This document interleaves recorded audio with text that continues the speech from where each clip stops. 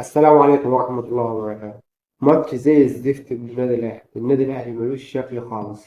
كل الفرق بتضغط عليه وأنت مش قادر تضغط على أي فرق. يا راجل ده حتى غزل المحلة كان بيضغط علينا. لعيبة الأهلي مش قادر تقف على رجليها في الملعب. وإيه القعدة دي؟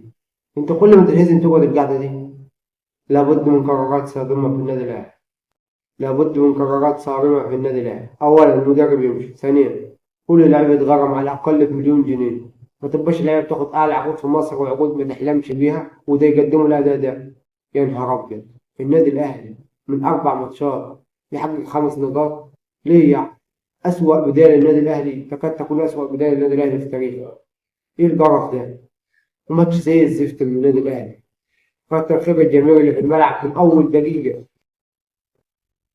ده انا بتفرج قدام التلفزيون ومتحمس بالك انت كلاعب في الملعب ومن بعد تحيه الجماهير دي كلها ومش عارف تعمل اي حاجه. جماهير النادي الاهلي ما قصرتش في المباراه. بسم الله ما شاء الله حاجه جامده جدا. وانت مفيش اي اداء من لعيبه النادي الاهلي خالص. مدرب ما ينفعش النادي الاهلي. انت ما ينفعش يبقى عندك كم من نجوم وكم لاعب يجيب له مدرب ما بيفقهش عن التدريب اي حاجه. مدرب لا يفقه شيء عن التدريب.